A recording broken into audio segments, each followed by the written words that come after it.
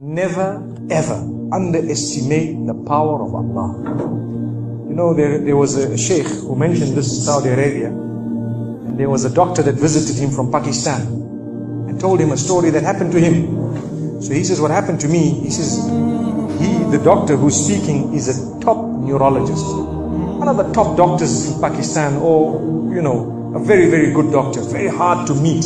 It's said that perhaps you would have to wait months on end before you can get an appointment to see him. So what happened is, he says, I was flying from one city to another, a very busy man, flying quite often within the country and perhaps even outside. And he says, suddenly the clouds built up. Huge clouds, and the lightning started striking, and it started pouring, and there was lots of turbulence, and one of the engines was stuck and it was damaged. So we had to land. And so what happened is, the landing was at a nearby little airport or a little strip and so on. And when they landed there, it was a remote area. How are you going to repair this aircraft? A few people who were on it was a small plane. They were, quite surprised because they landed it in such a remote place. No one's there to repair it. They would have to wait, definitely. So the doctor asks the captain or the pilot that, you know what, how long are you going to be? He says, no, we're going to be quite long. Well, I need to get to that area. Look, he says, it's just a 3-hour drive by vehicle. So why don't you just go by road? And you know, you can go there and get there. He says, okay, good idea, because this is going to take long. So he decides to go on one of the tri-shows, you know, in Pakistan, one of the areas, wherever it was, and he jumped in. And as they started progressing, the clouds built again, and the lightning was striking, and the rain started pouring, and it was pouring so much that their vehicle could not move much more because of the mud and because of everything else. And so it was quite an open area with a bit of farmland, and after a while they realized, look, we're not getting anywhere. There's a little house here. Why don't we just go there? We can read our salah. Perhaps we can, you know, see, have a bit of a meal or whatever else. And they decided to knock the door. Strange people, strange land, far off, out in the rurals.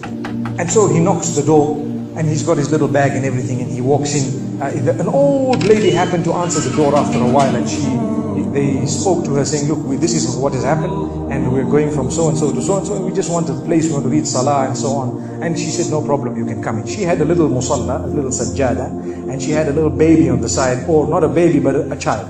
And the child, every little while, she's actually checking on the child, and she's sitting on that musalla, making dua and reading her own salah. These people fulfilled their salah, did whatever they had to, and when they were about to leave, they spoke to the old lady saying, you know, thank you very much, jazakumullah khair, and so on. And, you know, we're going, what's happening to this child, you know? So the woman says, look, the child is an orphan, and the child is unwell, not well at all, very sick. And we've been to all the doctors around. And subhanallah, I'm the grandmother of this child. The doctors have told us that there is only one specialist around who can help this child. And we tried to make an appointment, but they asked us to come 6 months later, and it's far away. I've been making dua to Allah ever since that day. Ya Allah, make it easy for us. Child is sick, make it easy for us, Ya Allah. So the man says, what's the name of that specialist? So the granny says, it's Dr. Ishan. Immediately this doctor burst into tears. Straight away, he burst into tears. Why are you crying? Your dua has just finished. For your dua, the thunder came, the lightning came, the engine struck, we came down, we came on the road, the rain came again and stopped us and so on. And do you know what? The rain only stopped after the question was asked. Now it happened. And now the woman starts crying. And the doctor himself is telling the story, saying, that was me. It happened to me. He says, I learned that Allah's armies are beyond limits. Allah uses whatever He wants to get what He wants done.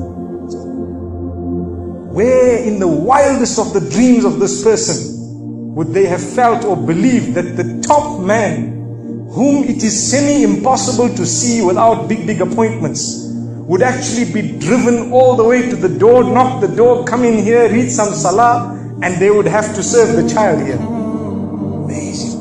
Wallahi, it brings tears to the eyes. But the reason I share it with you, every one of us has needs for Allah subhanahu wa ta'ala. Just keep calling. Just have yaqeen. Have conviction. If it is meant, it will definitely come in your direction. You know, we use the term by hook or crook, but I don't want to use that today. I want to tell you, by the mercy and power of Allah subhanahu wa ta'ala, it will happen, it will come to pass. May Allah subhanahu wa ta'ala bless us. May He open our doors. May He grant us all shifa. And may He make us firm believers that for Him, nothing is impossible.